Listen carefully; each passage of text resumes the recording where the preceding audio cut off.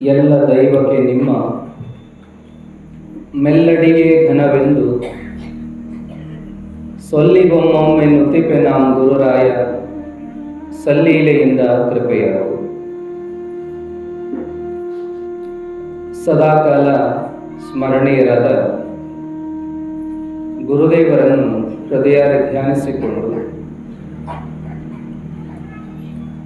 ಮಕರ ಸಂಕ್ರಮಣದ ನಿಮಿತ್ತವಾಗಿ ನಡೀತಾ ಇರುವ ಈ ಪ್ರವಚನ ಕಾರ್ಯಕ್ರಮದಲ್ಲಿ ಭಾಗಿಗಳಾದ ಎಲ್ಲ ತಾಯಂದಿರಿಗೂ ಹಿರಿಯರಿಗೂ ತುಂಬ ಹೃದಯದ ಶರಣಾರ್ಥಿಗಳು.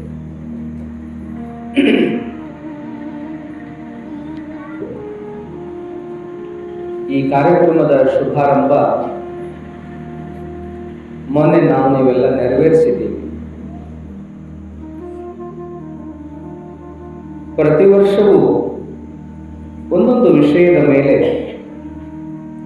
ಪ್ರವಚನವನ್ನ ನಡೆಸುವಂತಹ ಪದ್ಧತಿ ನಿಮಗೆಲ್ಲ ಗೊತ್ತಿರುವಂತಹದ್ದು. ಈ ವರ್ಷ ನಾವು ಆರಿಸಿಕೊಂಡಂತಹ ವಿಷಯ ಮೌನ ಯೋಗಿ ಚಿಕ್ಕೇನಕೊಪ್ಪದ ಚನ್ನವೀರ ಶರಣರು ಅಂತ ಹೇಳಿ. ಬಹುಶಃ ಈ ಹೆಸರನ್ನ ಬಹಳ ಜನ ಕೇಳಿಲ್ಲ. ಈ ಭಾಗಕ್ಕೆ ಅಷ್ಟಾಗಿ ಪರಿಚಯ ಇಲ್ಲ. ಪರಿಚಯ ಇಲ್ಲ ಆದ್ರೆ ನಾವೆಲ್ಲ ಅವರ ಬಗ್ಗೆ ಭಕ್ತಿ ಭಾವನೆಯನ್ನು ಬೆಳೆಸ್ಕೊಳ್ಳಿಕ್ಕಾಗದಿಲ್ಲ. ಯಾವ ಮಹಾತ್ಮರ ಬಗ್ಗೆ ನಮಗೆ ಗೊತ್ತಿದೆಯೋ ಅವರ ಬಗ್ಗೆ ಭಕ್ತಿ ಭಾವ ನಮ್ಮಲ್ಲಿ ಸಹಜವಾಗಿ ಬೆಳೆದು ಬರುತ್ತದೆ. ನಾವೆಲ್ಲ ಒಂದು ಮಾತನ್ನ ಕೇಳ್ತಾ ಬಂದಿದ್ದೀವಿ.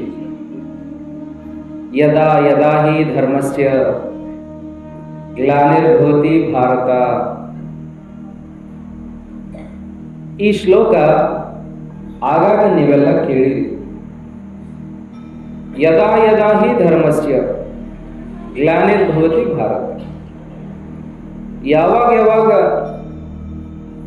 ಭಾರತ ದೇಶದಲ್ಲಿ ಧರ್ಮ ನಶಿಸಿ ಹೋಗುವಂತ ಸಂದರ್ಭ ಬಂತೋ ಆಯಾ ಕಾಲದಲ್ಲಿ ದೇವರು ಒಬ್ಬೊಬ್ಬ ಮಹಾತ್ಮನಾಗಿ ಅವತಾರ ತಾಳ್ತಾ ಬಂದಿದ್ದಾನೆ ಅನ್ನುವಂಥದ್ದು. ಧರ್ಮಗ್ಲಾನಿಯಾದಾಗ ದೇವರು ಧರ್ಮಾತ್ಮರ, ಪುಣ್ಯಾತ್ಮರ, ಮಹಾತ್ಮರ ರೂಪವನ್ನು ತಾಳಿ ಹುಟ್ಟಿ ಬರ್ತಾನೆ ಎನ್ನುವಂತಹದ್ದು. ಹಾಗೆ ಪರಮಾತ್ಮ ಆಗಾಗ ಹುಟ್ಟಿ ಬರ್ತಾನೆ ಅಂತಲ್ಲ, ಎಲ್ಲ ಕಾಲಕ್ಕೂ ಆತನ ಅವತಾರವಿದೆ. ನಾವೆಲ್ಲ ದೇವಿ ಪುರಾಣದಲ್ಲಿ, ವಿಷ್ಣು ಪುರಾಣದಲ್ಲಿ ದಶಾವತಾರದ ಬಗ್ಗೆ ಕೇಳ್ತೀವಿ. ಮೀನಾಗಿ, ಆಮೆಯಾಗಿ, ಬೇರೆ ಬೇರೆ ಅವತಾರವಾಗಿ ಹುಟ್ಟಿ ಬಂದಂತಹ ದೇವರ ಕಥೆಗಳು.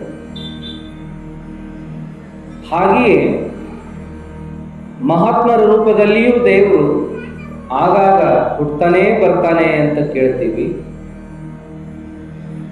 ಆದರೆ ಅನೇಕ ರೂಪಗಳನ್ನು ತಾಳಿ ಬರ್ತಾನೆ ಅಂತ ಅನಿಸ್ತದೆ. ಸಿದ್ಧಾರೂಢರ ಕಾಲವನ್ನು ನೋಡಿದಾಗ, ಸಿದ್ಧಾರೂಢರ ಕಾಲದಲ್ಲಿ ಸಿದ್ಧಾರೂಢರು, ಗುರುನಾಥಾರೂಢರು, ಉಣಕಲ್ ಸಿದ್ದಪ್ಪಜ್ನವರು, ನವಲಗುಂದ ನಾಗಲಿಂಗರು, ಶಿಶುನಾಳ ಶರೀಫರು, ಕಳಸದ ಗೋವಿಂದ ಭಟ್ಟರು, ಬಾಲೀಲಾ ಮಹಂತ ಶಿವಿಗಳು, ಅವರಾದಿ ಫಲಹಾರ ಶಿವಯೋಗಿಗಳು, ಆನಂತರದಲ್ಲಿ ಚಿದಂಬರ ದೀಕ್ಷಿತರು, ಅಥಣಿ ಶಿವಿಗಳು, ಇವರೆಲ್ಲ ಒಂದು ಕಾಲದಲ್ಲಿ ಹಿರಿಕಿರಿಯರಾಗಿ ಹುಟ್ಟಿ ಬಂದಂಥವರು. ಅದಕ್ಕೂ ಪೂರ್ವದಲ್ಲಿ ಬಸವಾದಿ ಶರಣರ ಕಾಲವನ್ನು ನೋಡಿದಾಗ ಅವರು ಒಮ್ಮೆಲೆ ಜನಿಸಿ ಬಂದವರೇ. ಹಿರಿಕಿರಿಯರಾಗಿ ಅವರು ಹುಟ್ಟಿ ಬಂದರೂ ಕೂಡ ಒಂದೇ ಕಾಲಘಟ್ಟ.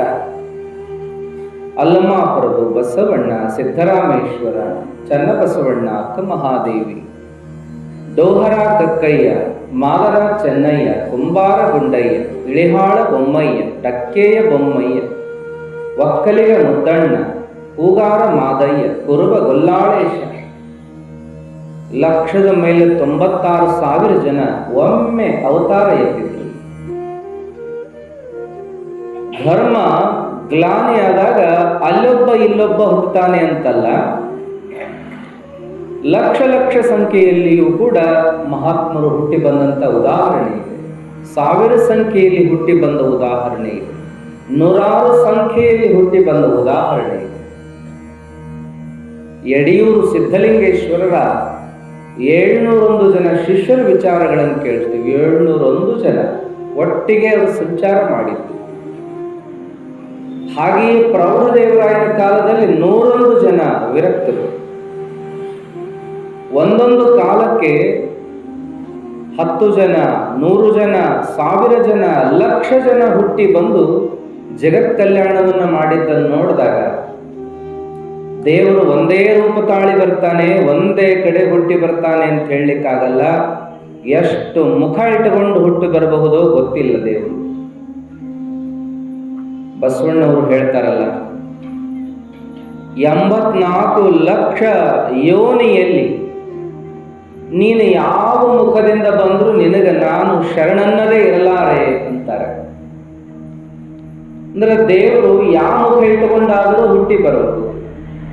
ಕ್ರಿಮಿ, ಕೀಟ, ಪ್ರಾಣಿ, ಪಕ್ಷಿ, ಗಿಡ, ಮರ ಮುಂದೆ ಎಲ್ಲ ಮಹಾತ್ಮರ ರೀತಿಯಲ್ಲಿ ದೇವರು ಹುಟ್ಟಿ ಬರೋದು.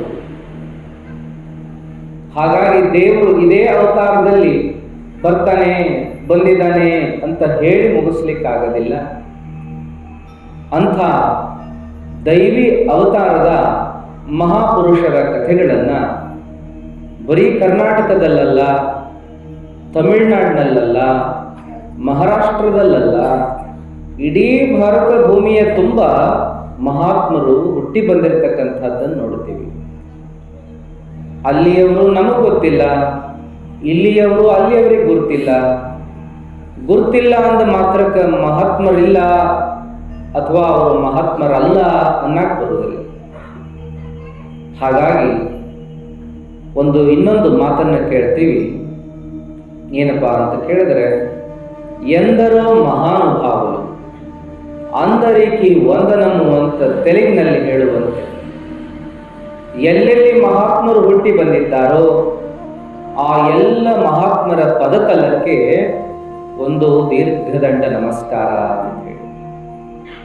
ಅವರನ್ನ ನೆನೆಸೋದು, ಇವರನ್ನ ಬಿಡೋದು ಅಂತ ಬೇಡ. ಎಲ್ಲೆಲ್ಲಿ ಮಹಾತ್ಮರ ಅವತಾರ ಆಗಿದೆಯೋ ಆ ಎಲ್ಲ ಮಹಾತ್ಮರ ಪಾದಕ್ಕೆ ತಲೆ ಹಚ್ಚಿ ನಮಸ್ಕಾರ ಅಂತ ಹೇಳಿರೋದನ್ನು ನೋಡ್ತೀವಿ. ನಾವೆಲ್ಲ ಒಬ್ಬೊಬ್ರು ಮಹಾತ್ಮರ ಹೆಸರನ್ನು ತಗೊಂಡು ಮಾತನಾಡುವಂಥದ್ದನ್ನು ನೋಡಿ.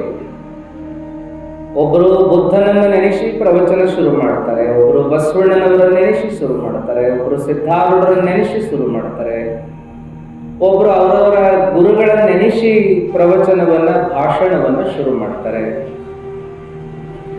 ನಾವುಗಳು ಕೂಡ ಏನಪ್ಪಾ ಅಂತಂದ್ರೆ ಒಬ್ಬೊಬ್ಬ ಮಹಾತ್ಮರನ್ನು ನೆನೆಸ್ಕೊಂಡು ಬರ್ತಿದ್ವಿ. ಆದ್ರೆ ನಮಗನಿಸ್ತು ಎಲ್ಲ ಮಹಾತ್ಮರು ದೇವರ ಅವತಾರವೇ ಅಂದ ಮೇಲೆ ನಾವು ಗುರುವನ್ನು, ದೇವರನ್ನು ಒಂದೇ ರೀತಿಯಲ್ಲಿ ಕಾಣ್ತೀವಿ ಅಂದಮೇಲೆ, ದೇವರೇ ಗುರುರೂಪನಾಗಿ ಬರ್ತಾನೆ, ಗುರುವೇ ಸ್ವತಃ ದೇವರಾಗಿ ನಮ್ಮೆಲ್ಲರನ್ನು ಉದ್ಧರಿಸ್ತಾನೆ ಅಂದ ಮೇಲೆ, ನಾನು ನನ್ನ ಮಾತಿನ ಪ್ರಾರಂಭದಲ್ಲಿ ಅವರನ್ನು ಇವರನ್ನು ನೆನೆಸೋದಕ್ಕಿಂತ ಎಲ್ಲರನ್ನ ಒಳಗೊಂಡಿರುವಂತಹ ಗುರುದೇವರನ್ನು ನೆನೆಸಿಬಿಟ್ರೆ ಸಾಕು ಅನ್ನುವಂತಹ ವಿಷಯಕ್ಕೆ ಬಂದದ್ದು. ಗುರುದೇವರನ್ನ ಸ್ಮರಣೆ ಮಾಡಿಬಿಟ್ರೆ ಎಲ್ಲರೂ ಅಲ್ಲಿ ಬಂದುಬಿಡ್ತಾರೆ. ಗುರುಗಳು, ಗುರು ಪರಂಪರೆ ಬರ್ತದೆ, ದೇವರು ಮತ್ತು ದೇವತೆಗಳೆಲ್ಲ ಬರ್ತಾರೆ. ಹಾಗಾಗಿ ಗುರುದೇವರನ್ನ ಸ್ಮರಣೆ ಮಾಡಿ ಮುಂದುವರಿತಕ್ಕಂಥ ಪರಿಪಾಠವನ್ನು ಬೆಳೆಸ್ಕೊಂಡಿರ್ತಕ್ಕಂಥದ್ದು ನಮ್ಮ ಚರಿತ್ರೆಯ ನಾಯಕರಾಗಿರುವಂಥ ಪುರಾಣದ ವಸ್ತು ವಿಷಯ ಕೇಂದ್ರ ಬಿಂದುವಾಗಿರ್ತಕ್ಕಂಥ ಚಿಕ್ಕೇನಕೊಪ್ಪದ ಚನ್ನವೀರ ಶರಣರು ಯಾವೆಲ್ಲ ಮಹಾತ್ಮರ ಅವತಾರ ಎತ್ತಿದ್ರೋ ಅದೇ ರೀತಿಯಲ್ಲಿ ಇವರು ಕೂಡ ಜನ್ಮಿಸಿದಂಥವರು, ಹುಟ್ಟಿ ಬಂದಂಥವರು. ಇವರ ಪೂರ್ವಾಪರ ವಿಚಾರಗಳನ್ನು ನೋಡಬೇಕು ಅಂತಂದ್ರೆ ಕೊಪ್ಪಳ ಜಿಲ್ಲೆಯ ಯಲಬುರ್ಗಿ ತಾಲೂಕಿನ ಚಿಕ್ಕೇನಕೊಪ್ಪ ಅಂತ ಊರು. ಕೊಪ್ಪಳ ಜಿಲ್ಲಾ ಯಲಬುರ್ಗ ತಾಲೂಕಿನ ಒಂದು ಸಣ್ಣ ಗ್ರಾಮ. ಅಲ್ಲಿ ಆ ಗ್ರಾಮ ಏನಪ್ಪಾ ಅಂತ ಕೇಳಿದ್ರೆ ಬಹಳ ಸಣ್ಣದು. ಗ್ರಾಮದಲ್ಲಿ 3 ಜನ ಬಹಳ ಬಲಶಾಲಿಗಳಿದ್ರು. ಅವರು 3 ಜನ ಕುರಿಗಳನ್ನು ಕಾಯ್ಕೊಂಡು ಜೀವನ ಮಾಡ್ತಿದ್ರು. ಆ ನಂತರದಲ್ಲಿ ಅವರು 3 ಜನ ಏನೋ ಒಂದು ಸಂಕಲ್ಪ ಮಾಡಿ ನಾವೊಂದೂರು ನೀ ಒಂದೂರಾಗ ಹುಡ್ಕೊಳ್ಳೋಣ ಅಂತ ಹೋದ್ರು.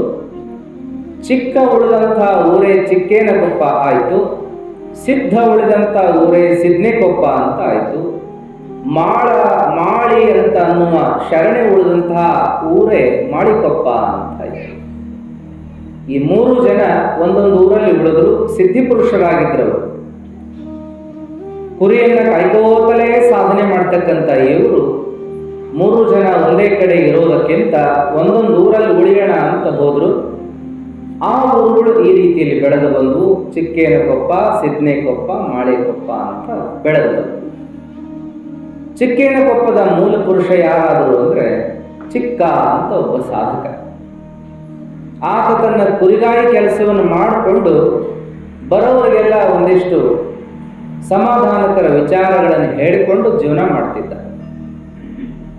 ಆತನೊಳಗೆ ಅದ್ಭುತವಾದ ಶಕ್ತಿ ಅದ ಅಂತ ಕಂಡವರು ಅವನನ್ನೇ ಗುರು ಅಂತ ಆರಾಧನೆ ಮಾಡಿದರು. ಹೀಗೆಲ್ಲ ಆ ಊರಿನ ಹಿನ್ನೆಲೆಯನ್ನು ನಾವು ಕೇಳ್ತೀವಿ. ಅದೇ ಚಿಕ್ಕೇನಕೊಪ್ಪಕ್ಕೆ ಒಂದು ಮನೆತನ ದೂರದಿಂದ ಬಂತು. ಬೆಳಗಾವಿ ಜಿಲ್ಲೆ ಗೋಕಾಕ್ ತಾಲೂಕಿನ ಮಮದಾಪುರದ ಹಿರೇಮಠದ ಮನೆತನ. ಬಹಳ ದೊಡ್ಡ ಬರಗಾಲ ಬಂದಂತಹ ಸಂದರ್ಭಕ್ಕೆ ಅವರು ಊರನ್ನು ಬಿಟ್ಟು ಹೋಗೋ ಸಂದರ್ಭ. ಆ ಮಮದಾಪುರವನ್ನು ಬಿಟ್ಟು ಅವರು ಗುಡುಗುಂಟಿ ಅಮರೇಶ್ವರಕ್ಕೆ ಹೋಗ್ತಾರೆ. ಗುಡುಗುಂಟಿ ಅಮರೇಶ್ವರದಲ್ಲಿ ಉಳಿಬೇಕು ಅಂತ ಅವರಿಗೆ ಆಸೆ ಆಗ್ತದ. ಊರು ಬಿಟ್ಟು ಅಲ್ಲಿ ಹೋಗಿ ಉಳಿತಾರೆ ಗುಡುಗುಂಟಿ ಒಳಗೆ. ಆಮೇಲೆ ಅಲ್ಲಿಯೂ ಕೂಡ ಅವರಿಗೆ ಅನುಕೂಲ ಆಗೋದಿಲ್ಲ. ಮತ್ತೊಂದು ಯಾವಾಗಲೂ ಜಾಗ ಹುಡುಕೊಂಡು ಹೋಗೋಣ, ಉದ್ಯೋಗ ಅವಕಾಶ ಇರಬೇಕು, ನೀರು ನಿಡಿ ಅನುಕೂಲ ಇರಬೇಕು, ಒಳ್ಳೆ ಜನ ಇರಬೇಕು, ಅಂಥ ಊರಿಗೆ ಹೋಗೋಣ ಅಂತ ಹೇಳಿ ಮತ್ತವರು ಗುಡುಗುಂಟೆಯಿಂದ ಹುಡುಕೊಂಡು ಬರುವಾಗ ಅವರಿಗೆ ಸಿಕ್ಕಂಥ ಊರು ಯಾವುದು ಅಂದ್ರೆ ಮುಂಡ್ರಗಿ ತಾಲೂಕಿನ, ಈಗಿನ ಗದಗ ಜಿಲ್ಲಾ ಮುಂಡ್ರಗಿ ತಾಲೂಕಿನ ಡಂಬಳ ಅನ್ನೋ ಊರು. ಆ ಊರಿಗೆ ಮೊದಲ ಧರ್ಮಪುರ ಅಂತ ಕರಿತಿದ್ರು. ಆ ಊರನ್ನು ಯಾಕೆ ಹುಡುಕೊಂಡು ಬಂದರು ಅಂದ್ರೆ ಆಗ ಬ್ರಿಟಿಷರ ಆಳ್ವಿಕೆ. ಬ್ರಿಟಿಷರ ವಿಕ್ಟೋರಿಯಾ ಮಹಾರಾಣಿ ಆಕೆ ಆಳ್ವಿಕೆಯನ್ನು ಮಾಡ್ತಿದ್ದದ್ದು. ಆ ಸುತ್ತಮುತ್ತ ಭಾಗಕ್ಕೆ ನೀರಿನ ಕೊರತೆಯನ್ನು ನೋಡಿ ಕಪ್ಪತ್ತು ಗುಡ್ಡದಿಂದ ಹರಿದು ಬರುವಂತಹ ನೀರಿಗೆ ಒಂದು ಒಳ್ಳೆ ಕೆರೆ ಕಟ್ಟಿಸಿದ್ರೆ ಚಲೋ ಆಗ್ತದೆ, ಒಂದು ತಾಲೂಕೆಲ್ಲ ನೀರಿನ ಅನುಕೂಲತೆಯನ್ನು ಮಾಡಿಕೊಟ್ಟಂಗೆ ಆಗ್ತದಂತ ವಿಕ್ಟೋರಿಯಾ ಮಹಾರಾಣಿ ಅಲ್ಲಿಯ ಜನರಿಗೆ ಉದ್ಯೋಗ ಕೊಡ್ತಾಳೆ. ಕೆರೆಯನ್ನು ಕಟ್ಟಿಸಬೇಕು ಅನ್ನೋ ಸಂಕಲ್ಪ ಮಾಡಿ ಸುತ್ತ ಇರುವ ಹಳ್ಳಿ ಜನಕ್ಕೆ ಉದ್ಯೋಗ ಅವಕಾಶ ಕೊಟ್ಟು ಕೆರೆ ಕಟ್ಟುವ ಕೆಲಸ ಶುರು ಮಾಡಿರ್ತಾರೆ. ಹಾಗಾಗಿ ಇವರು ಗುಡುಗುಂಟಿಯನ್ನು ಬಿಟ್ಟು ಉದ್ಯೋಗನೂ ಸಿಕ್ಕಂಗಾಯಿತು, ಆಶ್ರಯ ಸಿಕ್ಕಂಗಾಯಿತು, ಒಳ್ಳೆಯ ಜನ, ಅಲ್ಲಿಗೆ ಹೋಗೋಣ ಅಂತ ಡಂಬಳ ಅನ್ನುವ ಊರಿಗೆ ಬರ್ತಾರೆ. ಅಲ್ಲಿಯ ಕೆಲಸ ಕಾರ್ಯದೊಳಗೆ ತಾವು ಕೂಡ ತೊಡಗಿಸಿಕೊಂಡು ಅಲ್ಲೇ ತಮ್ಮ ಜೀವನ ಕಟ್ಟಿಕೊಳ್ತಾರೆ. ಡಂಬಳದಲ್ಲಿ ತಮ್ಮ ಜೀವನ ಕಟ್ಟಿಕೊಂಡು ಮುಂದುವರಿಯುವಾಗ ಅವ್ರು ಉಳ್ಕೊಂಡಿದ್ದು ಎಲ್ಲಿಪ್ಪ ಅಂತಂದ್ರೆ ಡಂಬಳದ ಅರ್ಧನಾರೀಶ್ವರ ಸ್ವಾಮಿಗಳ ಪ್ರಸಿದ್ಧ ಕ್ಷೇತ್ರ ತೋಂಟದಾರ್ಯ ಮಠ. ಅವರು ಆ ಕ್ಷೇತ್ರದಲ್ಲಿ ಉಳ್ಕೊಂಡಿರ್ತಾರೆ. ಅಲ್ಲಿಯ ಸ್ವಾಮಿಗಳು ನೀವಿಲ್ಲಿಕ್ಕಿಂತ ಗದಗಿನ ಮಠದಾಗ ಹೋಗಿ ಉಳ್ಕೊಳ್ರಿ ಅಂತ ಗದಗಿನ ತೋಂಟದಾರ್ಯ ಮಠಕ್ಕೆ ಅವರನ್ನು ಕಳಿಸಿಕೊಡ್ತಾರೆ.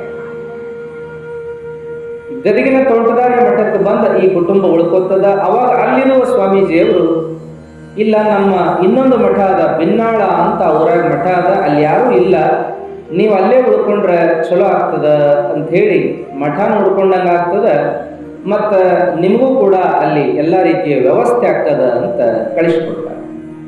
ಗದಗಿನಿಂದ ಮತ್ತವರು ಬಿನ್ನಾಳ ಅನ್ನೋ ಊರಿಗೆ ಬರ್ತಾರೆ. ಗದಗ ತಾಲೂಕಿನ ಊರ. ಆ ನಂತರದಲ್ಲಿ ಏನಪ್ಪಾ ಅಂದ್ರೆ ಬಿನ್ನಾಳದಿಂದ ಮುಂದೆ ಇವರು ಸ್ವತಂತ್ರವಾಗಿ ಉಳಿಬೇಕು ಅಂತ ವಿಚಾರ ಮಾಡಿ ಚಿಕ್ಕೇನಕೊಪ್ಪ ಅನ್ನೋ ಊರಿಗೆ ಬರ್ತಾರೆ. ಸಣ್ಣ ಊರ. ಆ ಊರಾಗ ಯಾರೋ ಗುರುಗಳಿಲ್ಲ.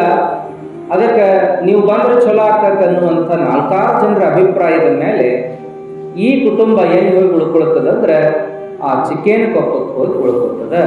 ಅವಾಗಿನಿಂದ ಅವರ ತಳ ಚಿಕ್ಕೇನಕೊಪ್ಪನ ಆಗ್ತದೆ.